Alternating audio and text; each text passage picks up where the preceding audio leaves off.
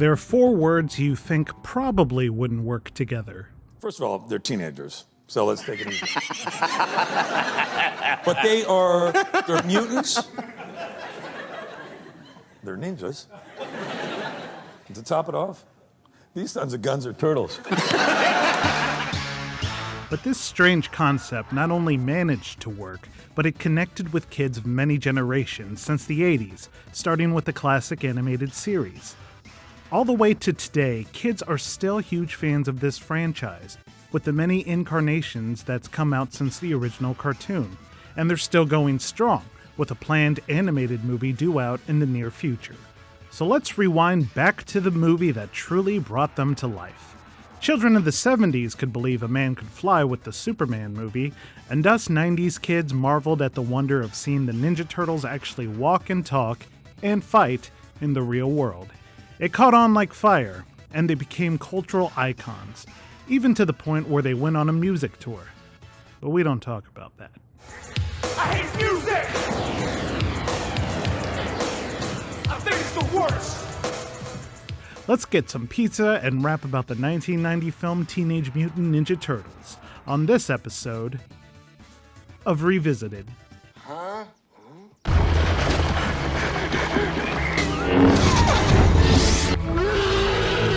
So unnecessary. If you're like me, when you were a kid and you heard there was going to be a Ninja Turtles movie, your mind probably nearly exploded thinking of seeing all your favorites from the cartoons make it to live action. Maybe the Technodrome would look like the Death Star. Krang would look like the alien from Invaders from Mars. Irma would again try to find a man and discover her inner beauty.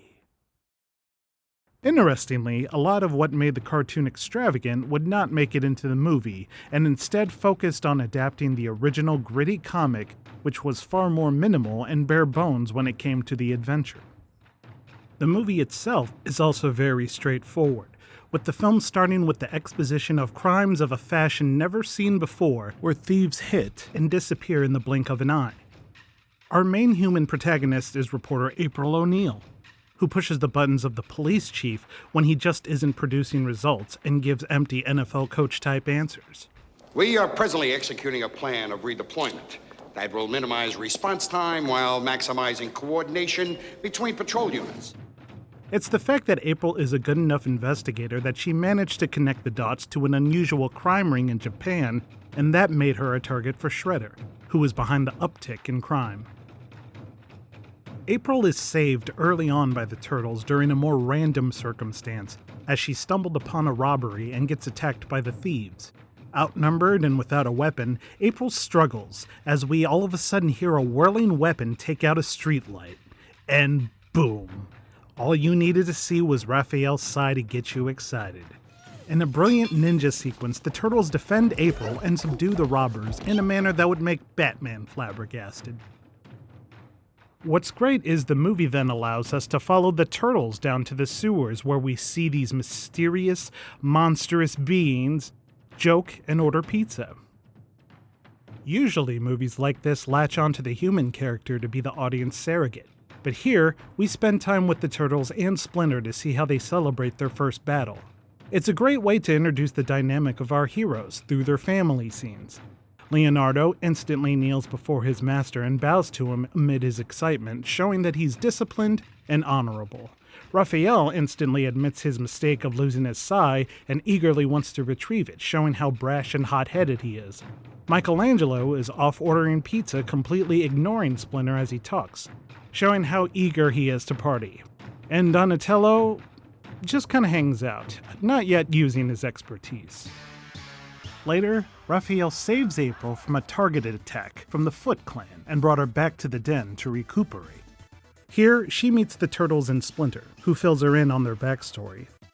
It's in Splinter's retelling of their origin story where we get a deviation from what the animated series had presented. Here, Splinter has always been a rat who was the pet of his master Hamato Yoshi, instead of being Yoshi himself like the cartoon. Also, the cartoon created somewhat of an explanation of how they transformed, saying that the ooze or mutagen they were exposed to changed whoever touched it into whatever they had been in contact with prior. The Turtles became humanoid having been with Yoshi, and Yoshi had been in contact with the rats in the sewer. In the film, it again gets more simplified into just showing the ooze as radioactive material. And in glorious B-movie fashion, the Turtles and Splinter simply just grow from the radiation. April is won over by their charm, so she and the Turtles hang out that night and build a great friendship. They eat pizza, do impressions, and are laughing hysterically. Perhaps there was also some drinking involved. I'm not sure. A foot soldier who had followed Raph down into the sewers previously led a hunting party while the Turtles were away and abducted Splinter. Thus, the Turtles find themselves for the first time without their master. Instead of the Technodrome, what we get is a repurposed, abandoned warehouse, and it's made up to be the stuff of kids' dreams. It's an arcade hangout spot, free from parental supervision, where kids and teens can play arcade games, skate, gamble, smoke, regular or mental, and reap stolen items. I assume there was also drinking involved. I'm not sure. The warehouse was a haven for lost and rebellious children who was revealed to be groomed as loyal subjects and warriors for a mysterious ninja running the entire operation. Enter the Shredder. This is one of the best villain introductions ever, as he walks into the warehouse with his shadow exceeding a far reach across the room, accompanied by John Duprez's dark and ominous score. Shredder's reveal has never been better. Then he gives one hell of a speech to his collection of lost souls, and made them believe that they were a part of something big, even calling them family, to which Sam Rockwell wants to believe, but hadn't totally convinced himself yet. We're a family. Family? You see what you said, family? Maybe Shredder just needed to throw more barbecues. You are here because the outside world rejects you. This is your family. Shredder is played completely seriously in the movie, as opposed to being comedic in the cartoon. He roughs up Splinter, beats all the Turtles, and is revealed to have killed Hamato Yoshi. His badassness would only be increased had they kept the extended deleted part of his warehouse intro where he fought several Foot Clan members at once, setting up his fight skills. Around the time the cartoon was about to launch, producer Gary Proper stumbled upon the comic and thought it would make a great movie, so he took it to Bobby Herbeck, who would eventually write the story for the film. Herbeck shopped around, pitching to studios who heard the name Teenage Mutant Ninja Turtles and thought it sounded ridiculous. Herbeck knew if they were going to make this movie, he'd have to have the best martial arts filmmakers in the business get involved. He smartly wanted to get the Hong Kong studio Golden Harvest to produce the film. Golden Harvest is the movie studio led by Raymond Chow, who produced the biggest martial arts movies of the modern era, having been behind all the Bruce Lee and Jackie Chan films. The senior vice president of Golden Harvest, Thomas Gray, initially turned the project down. It wasn't until he stopped to look at the comic that he knew if he could get the best stuntmen they had in the turtle suits, they could really make something unusual but special. The original script was not up to par for the franchise creators, Kevin Eastman and Peter Laird. Golden Harvest hired director Steve Barron, who had directed such music videos as Billie Jean, Money for Nothing, and Take On Me, so he was a very visual director. Barron and a newly hired writer named Todd Lankin situated themselves in an LA hotel for a couple months with the first few volumes of the original Ninja Turtle comics, and just ripped pages out that felt like compelling movie scenes.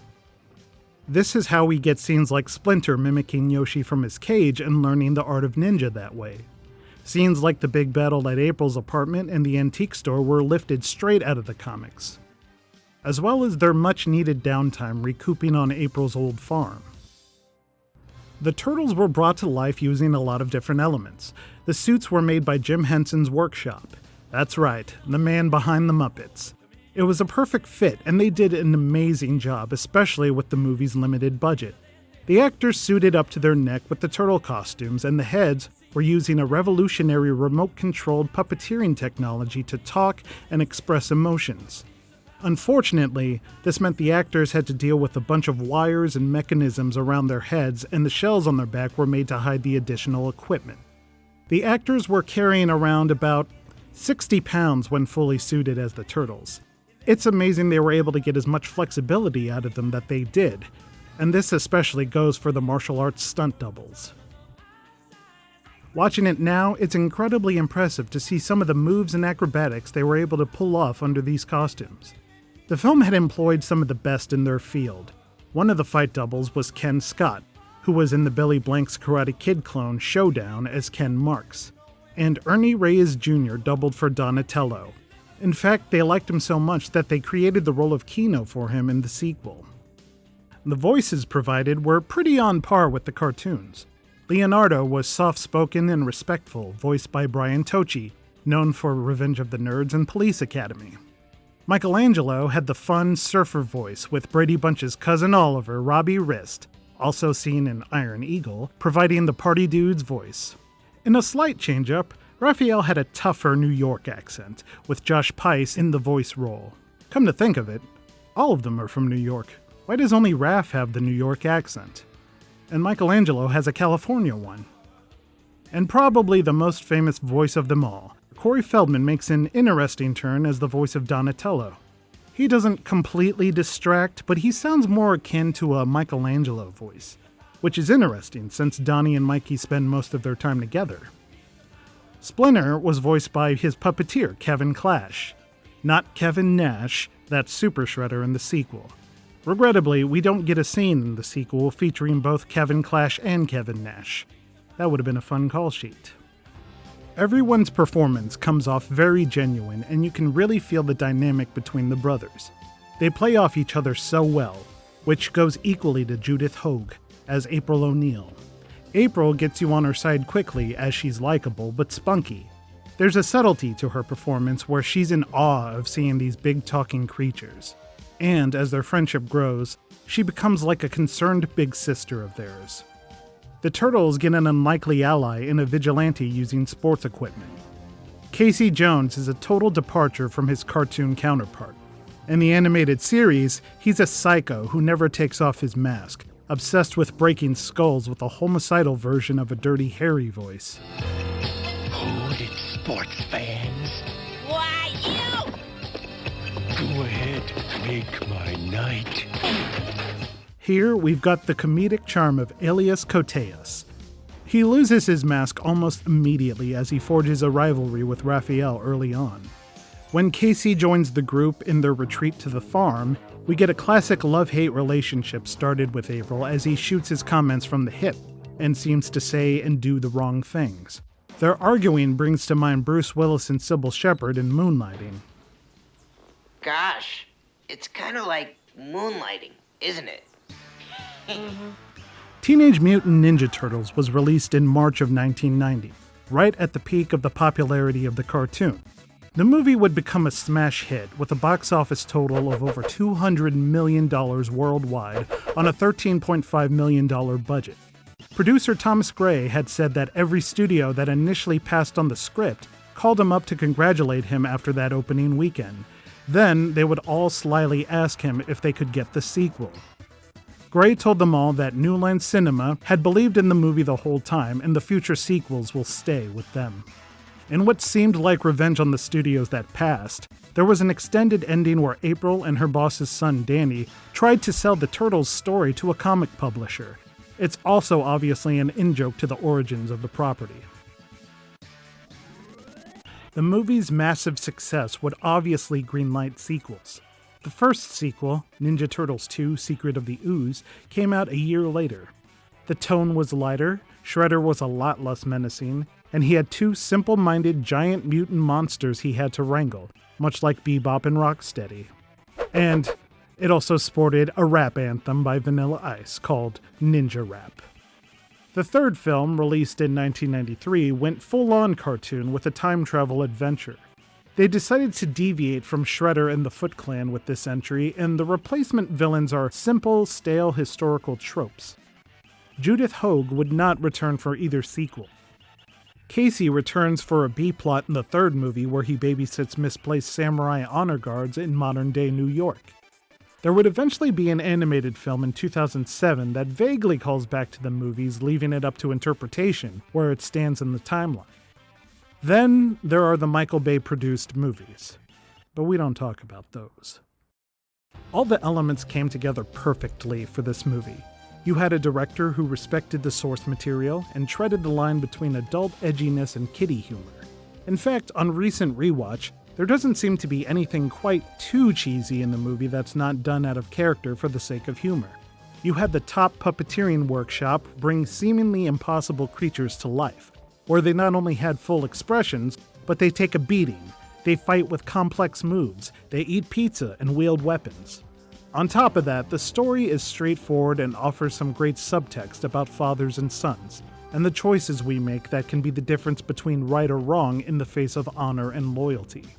It's a breezy 90 minutes and harmless entertainment. Is it ever a wonder that the Turtles are still popular with such likable, relatable characters? And the fact that this simple comic can start as a straight-faced Daredevil parody and end up being a cultural phenomenon? Well, that's the power of this franchise. Or you might say, Turtle power!